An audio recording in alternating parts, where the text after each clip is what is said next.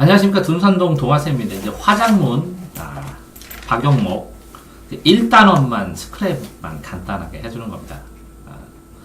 그래서 이제 내용을 그냥 이것만 읽으면 이 내용만 읽는데 이게 수능이나 모의고사 풀 때 어떤 관련성이 있나를 얘기해주는 게 더 중요하니까. 자, 보시면 화법과 장문은, 화법은 말하는 방법이고 장문은 글쓰기잖아요. 네. 그쵸? 이제 장문을 배우게 되면, 쓰게 되면 읽을 때 그렇게 읽어요. 이건 쓰기고 읽기. 아, 이런 방식으로 쓰니까 이렇게 읽기 하는 거구나 하는 것처럼 쓰기를 알게 되면 잘 읽게 돼요. 갈래별 특성을 알아서 쓰게 되면 그 방식으로 읽게 돼요. 그러니까 쓰기와 읽기는 쌍방향성이에요. 이제 화법은 말하기고 이건 듣기가 돼요. 그럼 들을 때 그렇게 말하니까, 말하기 방식이 이러니까 들을 때 요걸 포인트로 조심해야겠구나 네. 하는 방향성으로 되어 있어서 이거는 듣기 평가인데 없어지고 화법으로 통합되고, 자, 읽기는 지금 읽고 있잖아요. 네. 보통 시험 문제 전체적으로 읽기가 중심인데 이 장문으로 읽기를 보완하고 강화하는 거예요. 그랬을 때 이거 보세요. 이 계획하기 하면 아이디어를 주겠죠? 네. 아이디어를 주면서 어떻게 조사를 할까, 어떻게 차가를 할까, 이런 쪽이면 이걸 가지고 뭐라고요? 계획에 따라서 자료를 수집하죠? 네. 자료를 수집하고 자료를 분석해가고 빼고 넣고 이렇게 만들죠? 네. 그런 다음에 그걸 가지고 개요를 짜죠? 개요를 짠 걸 가지고 이걸 첨삭을 해서 맞냐 틀리냐를 표현을 하죠? 네. 그래서 이렇게 첨삭하게 고쳐쓰기가 한 문제, 내용 조직하기, 개요 짜기가 두 문제, 자료 검색하고 자료를 판단하면서 내는 문제 본 적 있죠? 네. 그런 게 세 번째 문제. 그 다음에 발상하고 생각하면서 계획을 하면서 전체 계획이 초고에는 어떻게 됐냐, 그런 다음에 토론할 때 이 내용을 어떻게 반영했냐 하는 게 네 번째. 이런 시험 문제들이 나오는 거예요. 모의고사에서요? 네.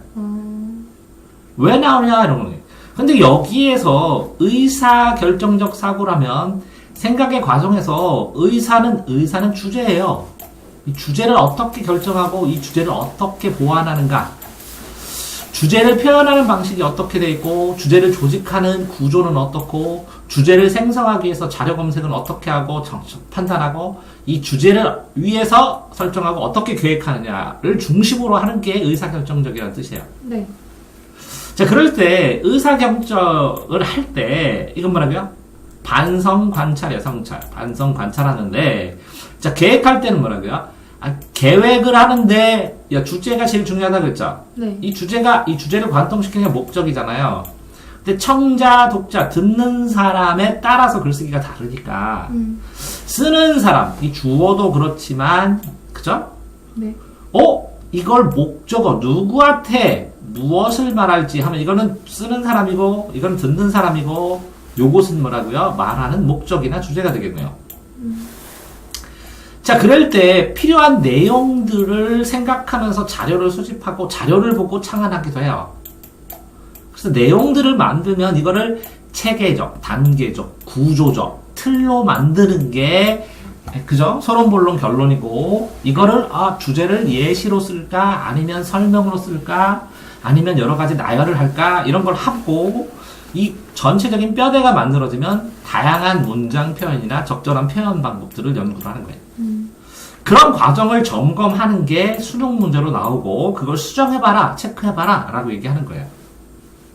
됐어요? 네. 그러니까 의사소통 행위를 반성 관찰할 때 의사소통은 효율성이라는 것은 효과죠. 이 효과는 뭐예요? 효과? 결과. 내가 그를 설득했던, 내가 그에게 보여줬던. 그러니까 효과가 있어야 돼요. 보여줬던. 그 효과가 뭐예요? 본 목적이고, 이 목적이 뭐예요? 주제를 그에게 어떻게 했냐고. 작가가, 그죠? 독자에게 뭐라고요? 독자에게 작품을 설명하는 거, 주제를 설득하는 거. 이해됐어요? 네. 그러려면 내가 내 상황에 맞게 써야죠. 네. 독자의 상황에 맞게 써야죠. 나와 독자가 뭘 통해서 작품이나 주제를 통해서 대화하는 거죠. 그랬을 때 독자를 배려한다는 거죠. 그거를 적절하게 했느냐, 적당하게 했느냐, 막 적합하게 했느냐, 맞는 방법으로 했느냐라는 게 적합이요. 적절적합. 됐어요? 네. 자, 그러니까 여기서 보면 화법과 작문의 성격은 보세요. 말하죠. 말하면 듣죠. 그걸 뭐라 그래요? 의사소통이라고 해요. 말하고 들으니까 사람끼리 대응관계야. 말하고 듣고. 그러면 이 A와 B가 서로 대화한다. 화법 대화하고 말하고 듣는다. 의사소통 문화예요. 별게 이렇게 사회적 왜 내가 아니라 개인이 확장돼서 개인 대 개인의 관계가 되면 사회가 되니까. 이해됐어요? 네. 그러면 여기는 뭐라고요? 의사소통 행위로서의 화법, 사회적 의사소통 행위로서의 작문, 이거는 화법이고 작문인데 자, 이거는 뭐를 해요? 음성언어로 하죠. 음성언어로.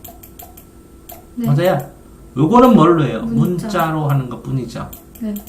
그러면 활동하고 행위한다. 그럼 다 똑같다는 거죠. 네. 그게 이제 문자 자체가 오래 살아남으면서 공동체 문화가 되는 것 뿐이죠. 그렇죠. 그럼 사회문화적 실천행위는? 사회문화적 실천은 이 글을 쓰면서 누가 읽고 보고 하는데 이게 확장성이 크죠. 이거는 한 사람이지만. 근데 영상으로 치면 영상으로 치다 보면 이쪽으로 가야죠. 실제로는. 영상 문자라고 보면. 이거는 뭐라고요? 이거는 1대1 서로 개인적인 대화 이런 것까지 포함해서 좁게 좀 보고 이거는 굉장히 넓게 본 거죠. 네. 문자의 확장성 때문에. 영상의 확장성이나. 된다요? 네. 그랬을 때 한번 봅시다. 3번. 그러면 이야기담 이야기화요. 관습이 습관이잖아요. 그럼 습관. 관습은 뭐냐? 오랫동안 지속되어서 사람들이 그게 있다라고 느끼는 거잖아요. 네. 그런데 이렇게 오랫동안 관습이 되어 있는데 이걸 도덕적 판단으로 윤리, 박희준 이칠이 있죠. 그럼 오륜, 삼강오륜에서 이 박희예요. 오륜 할 때 요거예요. 윤. 인간을 움직이는 도리, 큰 바퀴. 예를 들어서 인의 예지신. 이게 인간을 움직이는 바퀴라는 게 윤리고 도덕이야. 자, 언어 공동체의 말하는 습관, 관습은 여러 가지 사람들에 대해서 보통 형식은 내용은 당연히 있죠. 네. 말하는 형식, 소설의 형식, 그 소설에 담긴 내용, 그걸 어떻게 읽고 전달하느냐, 소통 방식. 때는 규칙과 법칙이 있는 거예요. 담아가는. 네. 그러니까 말할 때 형식, 내용, 전달 방식. 그러면 이 전달 방식도 내용일 수 있잖아요. 형식일 수 있잖아요.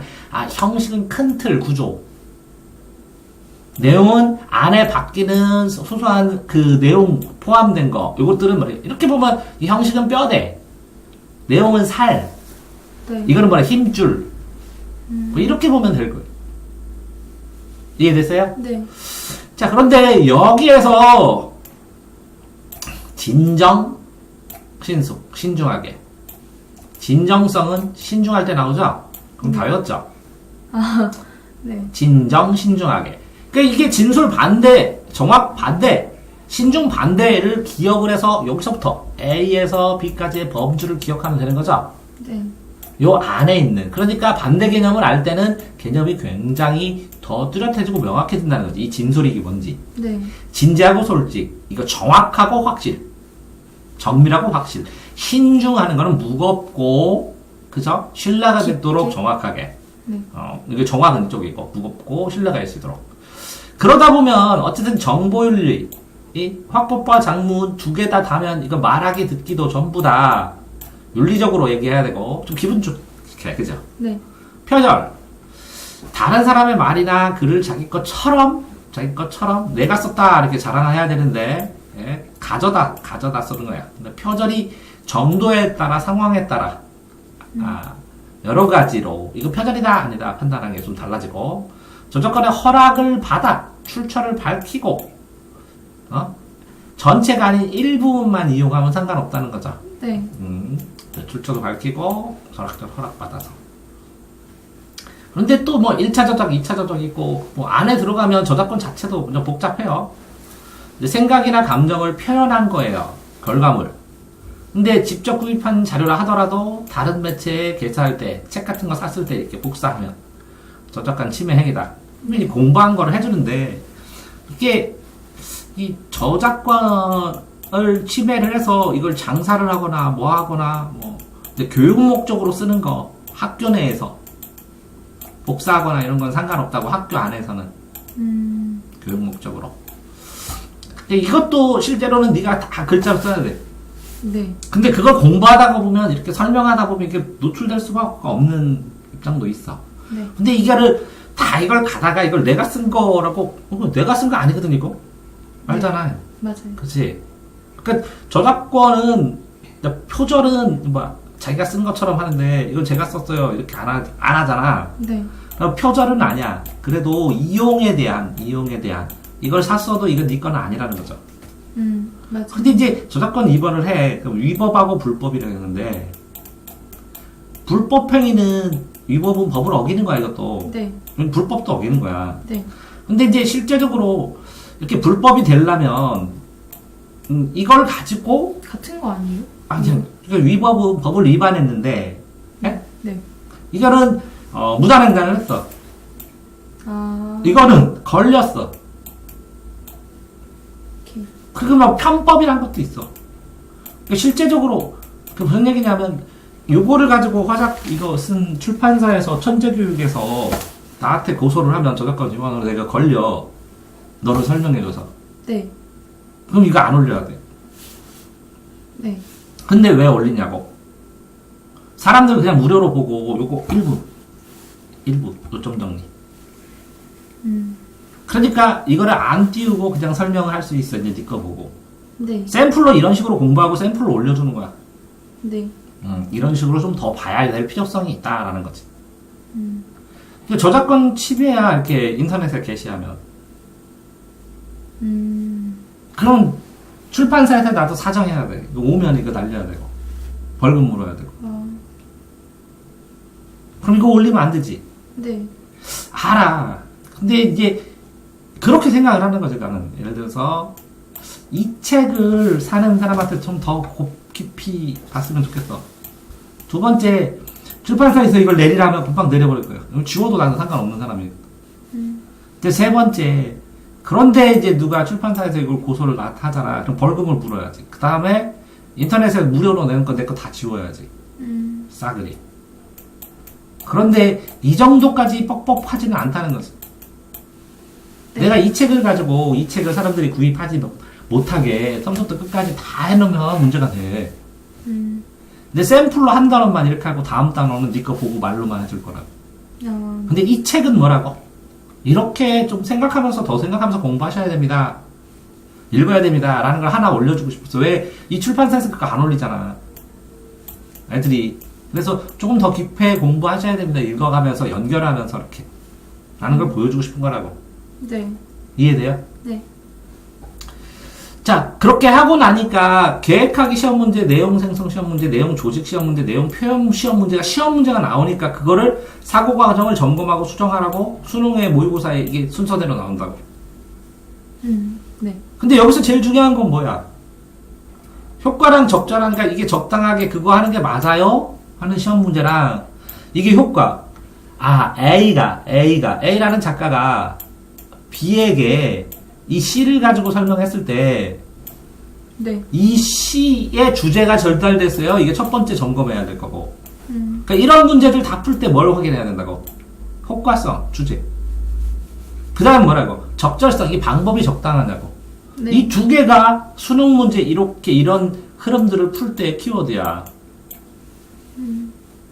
이해되세요? 네. 그러니까 여기 청자, 독자 배려가 되어 있는지, 주제를 잘 전달했는지 본래 의도니까 네. 이걸 판단을 하면 이게 문제를 풀 때, 그 문제를 풀 때 판단 기준이 되는 거야. 그러니까 이런 시험 문제를 그냥 내는 건 아니라고. 자, 광고를 만든 사람, 조직, 표현의 생각 과정이 얼마나 세련된가, 특이한가.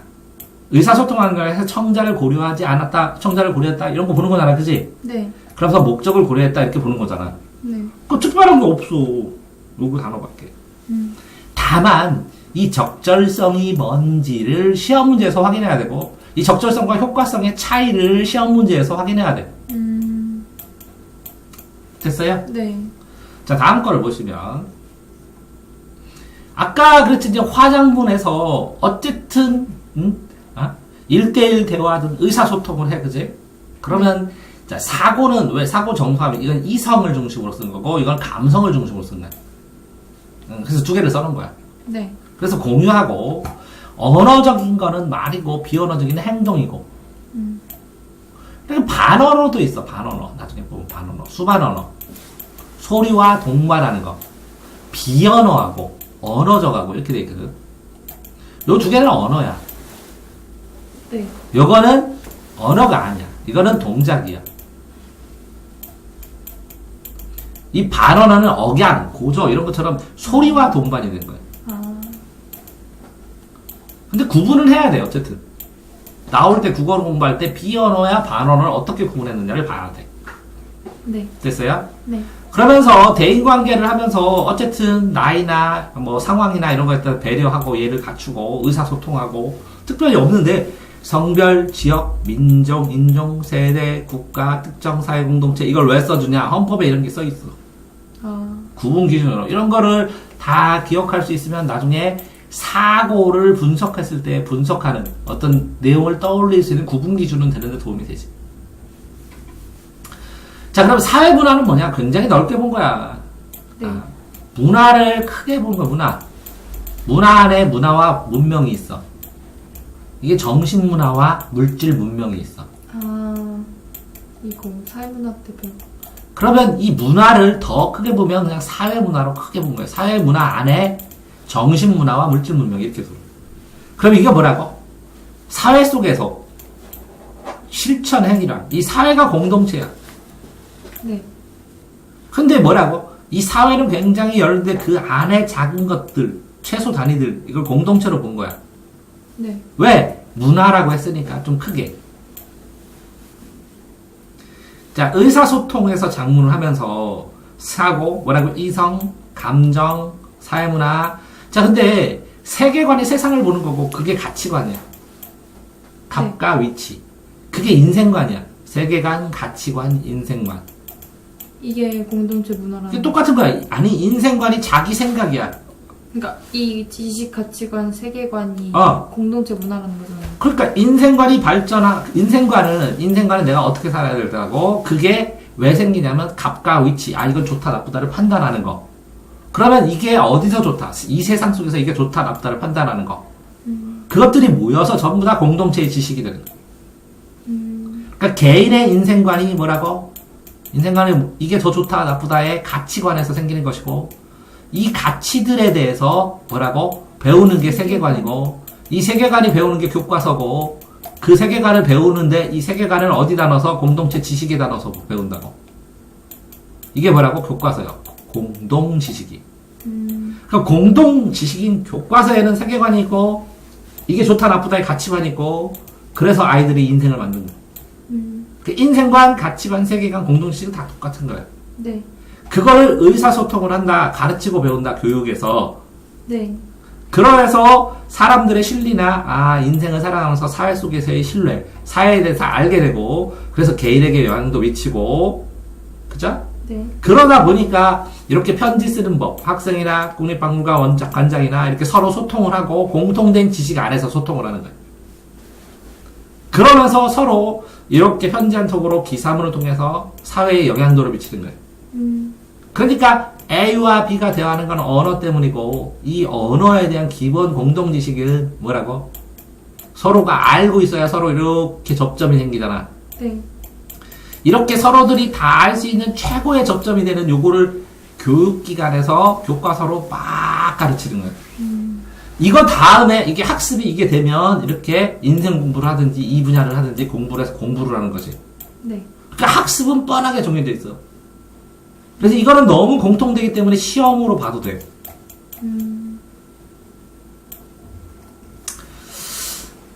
어쨌든 담화는 이야기담 이야기한데 이게 담화 관습 습관. 관습 습관. 그래. 법이 있어. 법과 습관은 뭐냐면 성문법. 법으로 써 있는 거야. 네. 문장으로 쓰는 성문법이고 습관 관습. 옛날에 판례들이 법원이 되는 것을 불문법이라고 그러고. 이해됐어요? 네. 이게 성문법하고 불문법 있는데 이 관습이 나중에 굳어가지고 관습이지만 이건 법처럼 사람들이 누구나 인정해. 그럼 관습법이 되는 거예요. 자, 그러면 이 도덕이 이렇게 쓰면 도덕을 최소한으로 줄이면 법이 돼. 네. 법을 최대한으로 확정돼도 도덕을 넘을 수가 없어. 자, 그러면 윤리의식은 뭐야, 윤리의식은? 이 관습은 습관이지, 사람들이 그래도 돼. 마땅히 그렇게. 그걸 뭐라고? 이 윤리지. 네. 그래서 관습과 윤리야. 이렇게 해도 돼. 이렇게. 네. 자, 그러니까 어떤 형식이나 내용, 소통하는 방식, 이게 뭐라면 이 형식은 뭐라고? 시의 특성, 뭐 이런 거. 네. 시 안에 있는 내용. 그걸 가지고 무엇을 가지고 소통, 어떤 식으로 표현하면서 이렇게. 이건 뭐라고? 힘줄. 이거는 뭐라고? 뼈대. 네. 이거는 뭐라고? 살. 이거는 뭐라고? 힘줄. 이런 식으로 봐도 돼. 그래서 규범 가치, 규칙, 법, 가치. 자, 형식, 말하기, 글쓰기 형태가 있어서 말하기를 배우면 듣기를 잘하고, 듣기를 잘하려면 말하기를 배워야 되고, 글쓰기를 잘하면 읽기를 잘하고, 읽기를 잘하려면 글쓰기 방식을 알아야 되고, 그래서 서로 둘이 A와 B가 공감해, 공통 감정을 얻어. 네. 그런데 이게 담화 관습을 어느 정도 있었어. 그 상황에선 이래야 된다. 이런 거를 배운다는 거지. 네. 그러면 그 상황에 맞게 전달해야 돼. 어른들하고 대화하는 방식, 애들끼리 얘기하는 방식, 존댓말 이런 게 다 다르다는 거지. 맞아. 언어윤리, 뭐라고? 진정, 신중하게. 이게 진실, 이게 아니다, 이게 아니다, 이게 아니다. 이거만 아까 나온 걸로 끝난 거지. 네. 그 다음에 여기서 표절, 여기는 저작권. 창작한 사람에게 주는 권리, 다른 매체에 게시하면 안 된다는 거지. 그냥 혼자만 보고 말아야 된다는 거지. 네. 그런데 초대하는 글쓰기, 예상 독자 다르죠? 네. 초대하는 글쓰기. 내용과 표현 차이를 두고 예상 독자, 누가 읽을 것인가? 그리고 초대. 뭐 어른한테 초대할 때랑 친구 초대할 때랑 쓰는 게 다르잖아. 네. 정보기술이 발전하면서 인터넷 악플이나 표절 문제들이 발생한다는 거. 당연히 발생을 하고. 네. 그러니까 내용 자체는 별건 아닌데 맞아요. 이 자체가 뭐라고? 수능에는 나온다는 거지. 아, 네. 근데 낯설어 봐야 수능 방식 전체적인 흐름만 이해해도 알기 쉽다는 거지. 근데 지금 이렇게 앞에 부분을 다 풀고 정리한 다음에 여기다 정리하고 틀린 걸 여기다 쓰고 선생님이 한 걸 여기다 노트 필기처럼 해버리면 네. 이걸 복사해. 그래가지고 나중에 선생님 노트 필기처럼 여기다 해버리면 공부할 때 압축이 돼서 문제만 계속 풀고 단련만 하면 되지. 네. 근데 문제 풀어서 아다르고 어다른 것까지 확인을 해야 된다는 거죠. 맞아요. 수고하셨습니다.